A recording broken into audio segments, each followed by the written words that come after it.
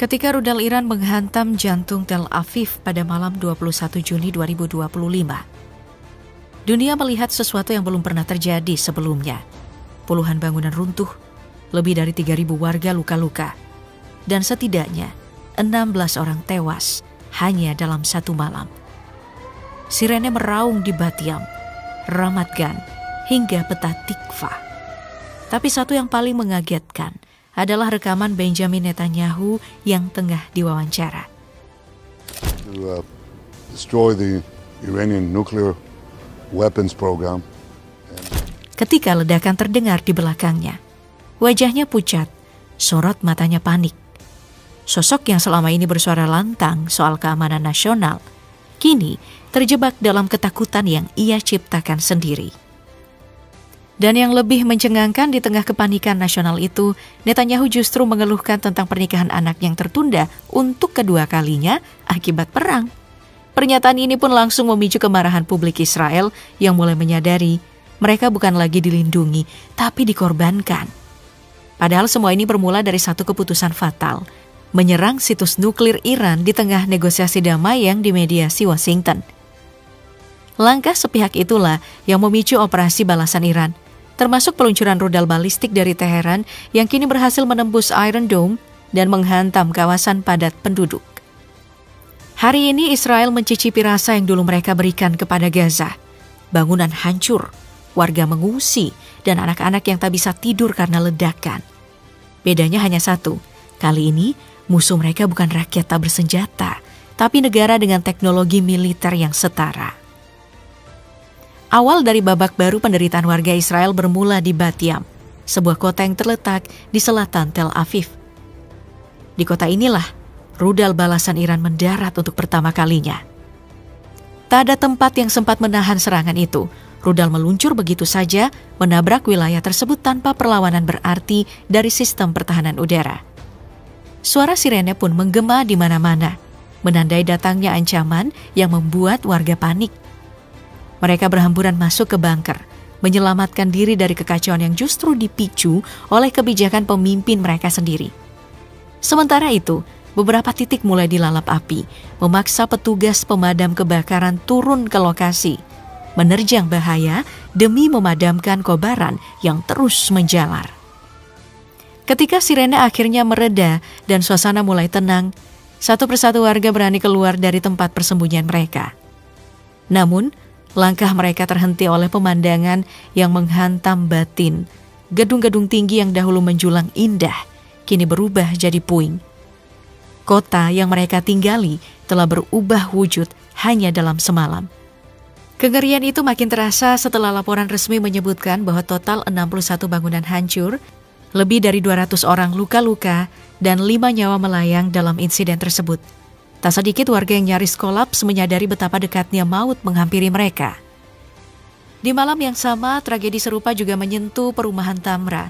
Sebuah rudal balistik menghantam langsung salah satu bangunan di kawasan itu, menewaskan 4 anggota keluarga. Di antara korban terdapat seorang ibu, 2 anak perempuannya, dan seorang kerabat wanita. Peristiwa ini menorehkan luka mendalam, bukan hanya karena nyawa yang hilang, tapi karena perang ini dimulai bukan oleh rakyat, melainkan oleh para penguasa. Maka pertanyaan pun muncul. Siapa yang layak dimintai pertanggungjawaban atas semua kehancuran ini? Ada satu ironi yang tak bisa diabaikan dari perang ini. Kini, warga Israel mulai merasakan luka yang selama ini menimpa penduduk Gaza. Di Ramat Gan, salah satu kawasan padat penduduk, rumah-rumah warga menjadi sasaran langsung dari serangan balasan Iran. Ledakan rudal membakar sejumlah mobil dan menyebabkan kerusakan serius pada 3 rumah. Bahkan menurut data dari otoritas setempat, total 9 bangunan dinyatakan hancur total. Ratusan bangunan lainnya juga terdampak. Tingkat kerusakannya bervariasi. Dan seperti yang telah bertahun-tahun terjadi di Gaza, sekitar 100 warga harus meninggalkan rumah mereka demi keselamatan. Pertanyaannya pun muncul. Apakah Israel kini benar-benar merasakan pedihnya kehilangan rumah yang dialami oleh warga Palestina setiap harinya? Hal serupa juga terjadi di Rishon LeZion. Setelah Iran mengumumkan dimulainya serangan balasan, sebuah rudal balistik yang diluncurkan dari Teheran menghantam kawasan perumahan di kota ini. Dampaknya sangat besar. Beberapa rumah serta bangunan di wilayah tersebut mengalami kerusakan berat. Ledakan membuat suasana mencekam dan penduduk pun berhamburan ke tempat perlindungan demi menyelamatkan diri. Namun tidak semua berhasil selamat.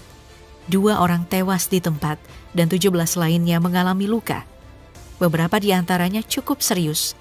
Mereka yang selamat harus pulang ke rumah yang tak lagi utuh, atau bahkan kehilangan tempat tinggal sama sekali. Ketegangan juga menyelimuti malam di Petah Tikva. Dalam salah satu rekaman dari kamera pengawas, terlihat jelas bagaimana rudal balistik Iran menghantam sebuah gedung tinggi berlantai 20 di kawasan itu. Suara ledakan memecah malam, dan orang-orang berlarian menuju bunker, berharap dapat lolos dari maut. Namun 4 nyawa tetap melayang akibat serangan ini. Dan dari 4 korban itu, 1 nama membuat publik terdiam. Yvette Smilovitz, seorang penyintas Holocaust, sosok yang berhasil melewati tragedi kemanusiaan paling kelam di abad ke-20, namun akhirnya tewas di tengah konflik yang terus berulang. Serangan balasan Iran juga sempat menghantam wilayah Bnei Brak. Serangan terjadi saat malam tiba, ketika sebagian besar warga tengah berada di dalam rumah. Ledakan rudal balistik mengguncang permukiman, menghantam beberapa rumah hingga rusak berat. Malangnya, 1 orang dilaporkan tewas dalam insiden tersebut, menambah daftar korban dari perang yang semakin meluas ini. Namun momen paling menakutkan datang dari Tel Aviv. Malam itu suara sirene menggema keras, memecah keheningan kota. Langit pun dihiasi cahaya dari sistem pertahanan Iron Dome yang bekerja tanpa henti, mencoba menggagalkan masuknya rudal-rudal Iran. Tapi, meskipun upaya telah dilakukan maksimal, gempuran tak kunjung berhenti. Serangan datang bergelombang dan salah satu rudal akhirnya berhasil menembus sistem pertahanan tersebut, menghantam sebuah bangunan dan menyebabkan kerusakan yang besar.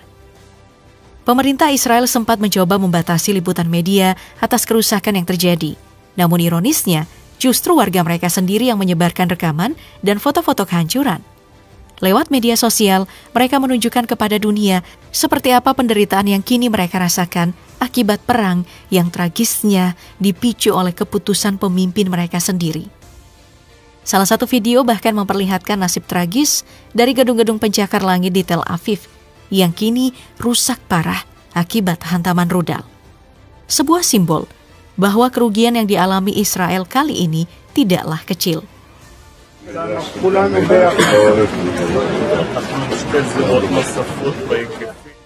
Sebuah rekaman udara juga memperjelas skala kehancuran. Dalam video itu, 1 gedung tampak mengalami kerusakan berat, dengan puluhan mobil di sekitarnya hangus dan remuk akibat efek ledakan. Namun yang membuat publik terkejut adalah pernyataan dari otoritas Israel yang menyebut bahwa tidak ada korban jiwa dalam insiden tersebut. Hal ini pun menimbulkan spekulasi. Apakah Israel benar-benar tidak ingin mengungkap jumlah korban sesungguhnya dari serangan Iran? Kecurigaan pun mulai bermunculan karena dampak yang ditinggalkan dari serangan rudal Iran terlihat begitu nyata dan parah. Dalam sebuah video yang tersebar luas, tampak jelas gedung-gedung tinggi di wilayah itu mengalami kerusakan berat. Sebagian bahkan masih terbakar hebat akibat hantaman rudal balistik yang datang bertubi-tubi.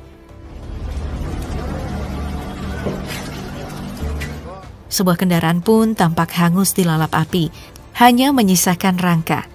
Dengan kerusakan sebesar ini, publik pun bertanya-tanya, mungkinkah tidak ada korban jiwa dalam serangan sebrutal itu? Terlepas dari klaim soal korban, satu hal yang sulit dibantah. Kerusakan akibat serangan Iran kini nyaris menyamai kehancuran yang selama ini terlihat di Gaza akibat bombardir Israel. Salah satu contohnya terjadi di Tel Aviv. Sebuah gedung besar benar-benar tidak lagi bisa difungsikan, luluh lantak akibat hantaman rudal dari Teheran. Serangan ini jelas bukan serangan sembarangan, ini adalah peringatan keras. Tel Aviv memang menjadi titik strategis yang kini dijadikan sasaran utama oleh Iran.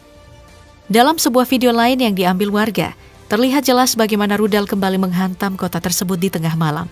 Sirene meraung, dan penduduk panik berlarian masuk ke bunker-bunker perlindungan. Banyak yang meninggalkan kendaraan begitu saja di jalan. Sebagian tetap berada di tempat, memilih merekam detik-detik serangan yang mengubah wajah kota mereka. Serangan juga mengguncang kota Beersheba. Rudal-rudal dari Iran menghantam beberapa titik penting, memicu kebakaran dan kerusakan pada banyak bangunan. Beberapa mobil pribadi hancur total, terbakar tanpa sempat diselamatkan. Yang paling menyayat adalah kabar bahwa 4 orang kehilangan nyawa, sementara 20 lainnya mengalami luka-luka. Peristiwa ini memperjelas satu hal, sistem pertahanan Israel tidak mampu menghadang gempuran sebesar ini. Dan kini satu kesimpulan mulai menguat. Perdana Menteri Netanyahu tampaknya terlalu percaya diri. Dalam 2 operasi sebelumnya, True Promise 1 dan 2, sistem pertahanan udara Israel berhasil menahan sebagian besar rudal Iran. Keberhasilan itu memberi ilusi bahwa mereka bisa mengulangnya kapan saja. Tapi realitas hari ini berkata lain. Iran bukan hanya menembus sistem itu dengan mudah, tapi juga menghancurkan keyakinan bahwa Iron Dome adalah tameng yang tak tertembus.